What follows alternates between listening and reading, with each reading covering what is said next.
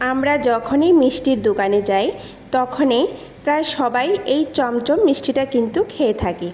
তাই এই চমচম মিষ্টি বাড়িতে খুব সহজে কি করে তৈরি করবেন সেটাই আজকে এই ভিডিওতে দেখানো হবে। রাধে কৃষ্ণ বন্ধুরা, আমি টুলটুল, আর এই টুলটুলের রান্নাঘরে আপনাদের সবাইকে স্বাগত। বন্ধুরা, যখনই মিষ্টি খেতে মন চাইবে তখনই খুব সহজে কিন্তু আমরা এই মিষ্টিটা তৈরি করে খেয়ে নিতে পারি আর প্রত্যেককে খাওয়াতে পারি। এই মিষ্টিটা তৈরি করতে কিন্তু খুব বেশি সময় লাগে না, খুব অল্প সময়ের মধ্যে এই মিষ্টিটা তৈরি করে নেওয়া যায়। সবার প্রথম আমাদের এখানে ছানা তৈরি করতে হবে। তার জন্য আমি এখানে 700 ml দুধ নিয়ে নিয়েছি, আর এই দুধটাকে একটা বলক আসতে দেব। দুধে যখন একটা বলক চলে আসবে তখনই আমি গ্যাসের ফ্লেমটা বন্ধ করে দেব। ছানা তৈরি করার জন্য এখানে আমি লেবুর রস ব্যবহার করছি, আপনারা চাইলে ভিনেগারও ব্যবহার করতে পারেন। এখানে আমি 3 চামচ লেবুর রস এইভাবে আস্তে আস্তে দুধের মধ্যে দিয়ে দেব। তারপর একদম হালকাভাবে একটু নেড়ে চেড়ে দেব, খুব বেশি নাড়াচাড়া করব না। 1 থেকে 1.5 মিনিটের মধ্যেই দেখবেন ছানাটা আস্তে আস্তে তৈরি হয়ে যাচ্ছে। জল আর ছানা আলাদা হয়ে যাবে 1 থেকে 1.5 মিনিটের মধ্যেই। দুধে একটা বলক আসার পর গ্যাসের ফ্লেমটা বন্ধ করে যখন ছানা তৈরি করা হয় তখন কিন্তু ছানাটা খুব সফট হয়। আর আমি অনেককে দেখেছি যে গ্যাসের ফ্লেম জ্বালানো অবস্থায় অনেকে ছানা তৈরি করে, কিন্তু সেই ছানাটা পরবর্তী সময় সফট থাকে না, একটু শক্ত হয়ে যায়। এখন আমি ছানাটাকে একটা ছাঁকনির মধ্যে নিয়ে জলটা ঝরিয়ে নেব। আপনারা একটা সুতি পাতলা কাপড়ের মধ্যে নিয়ে ছানার জলটা ঝরিয়ে নেবেন। আমার কাছে সুতি পাতলা কাপড় ছিল না, তাই আমি এই ছাঁকনিটার মধ্যে নিয়ে ছানার জল ঝরিয়ে নেব। এবার আমি ছানার মধ্যে কিছুটা পরিষ্কার জল দিয়ে ছানাটাকে ভালো করে ধুয়ে নেব। তাতে কি হবে, ছানার মধ্যে যে লেবুর রসের একটা টক ভাব সেটা কেটে যাবে। সুতির কাপড় থাকলে ছানার জলটা ঝরাতে খুব সুবিধে হয়। এবার আমি একটা চামচের সাহায্যে এইভাবে চেপে চেপে ছানার মধ্যে যে এক্সট্রা জল আছে সেটা ফেলে দেব।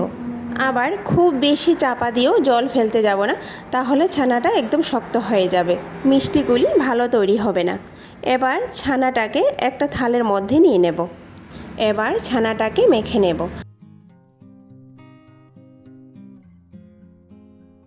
হাতের তালুর সাহায্যে এইভাবে ছানাটাকে মেখে নিতে হবে। 2 মিনিটের মতো সময় লাগবে ছানাটাকে মেখে নিতে। আবার খুব বেশি সময় ধরেও মাখবো না, তাহলে ছানা থেকে ঘি বেরিয়ে আসবে। আর ছানা থেকে যদি ঘি বেরিয়ে যায় তাহলে কিন্তু মিষ্টিগুলি শক্ত হয়ে যাবে। ছানাটা ভালো করে মাখা হয়ে গেলে এতে 1/2 চামচ ময়দা দিয়ে দেব। 1 চামচের 3 ভাগের 1 ভাগ সুজি দিয়ে দেব। আর খুব সামান্য মানে 1 চিমটি পরিমাণ বেকিং পাউডার দিয়ে দেব। তারপর ছানাটাকে আবারও 30 সেকেন্ডের মতো ভালো করে মেখে নেব।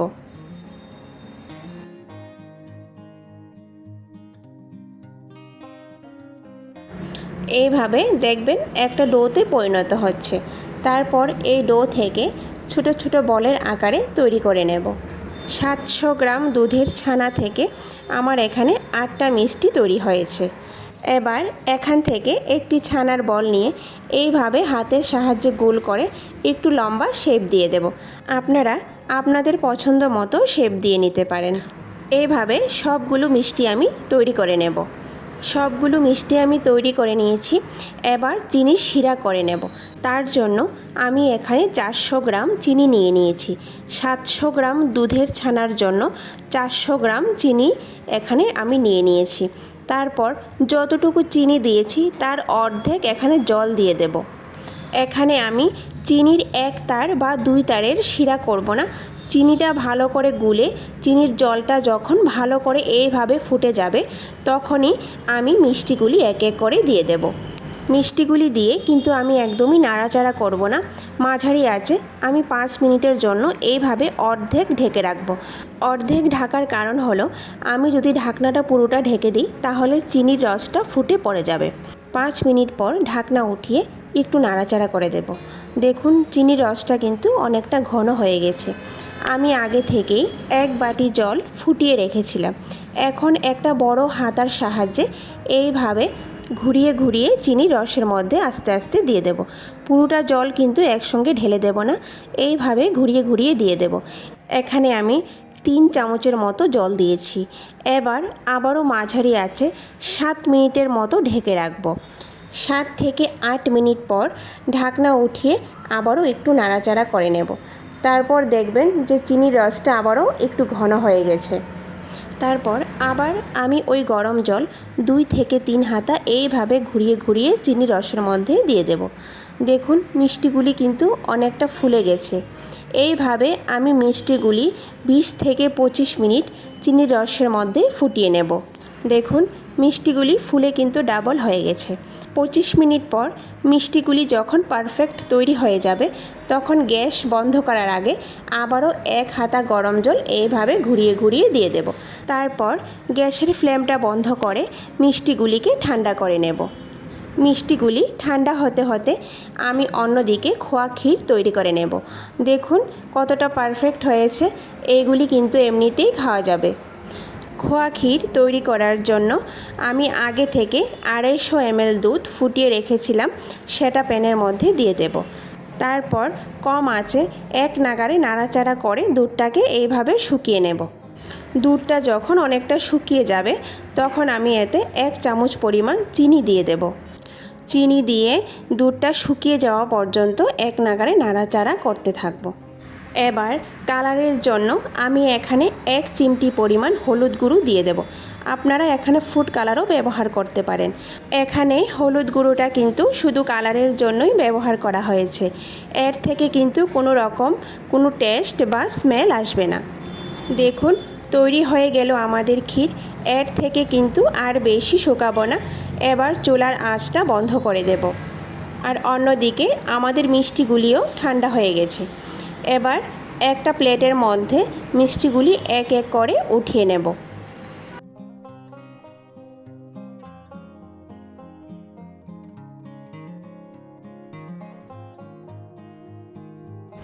এবার মিষ্টিটাকে ছুরি দিয়ে এইভাবে অর্ধেক পরিমাণ কেটে নেব। তারপর তৈরি করে রাখা ক্ষীর এর ভিতরে দিয়ে দেব।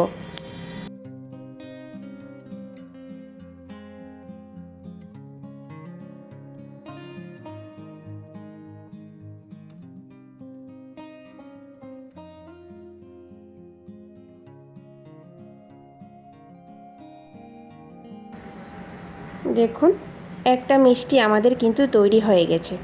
এবার উপরে কিছু টুটি ফুটি দিয়ে সাজিয়ে দেব। আপনারা যে কোনো ড্রাই ফ্রুটস দিয়েও এর উপরে সাজিয়ে দিতে পারেন। এভাবে আমি প্রত্যেকটি মিষ্টি তৈরি করে নেব।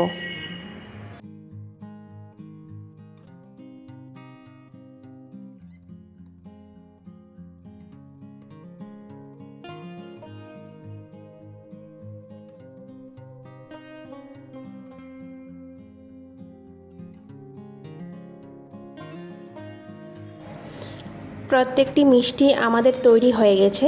এখন পরিবেশন করে নেব। ভিডিওটি সম্পূর্ণ দেখার অনুরোধ রইল।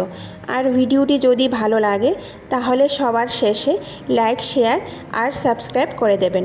নমস্কার, আজকে এই পর্যন্তই। কথা হবে আবারও পরের ভিডিওতে।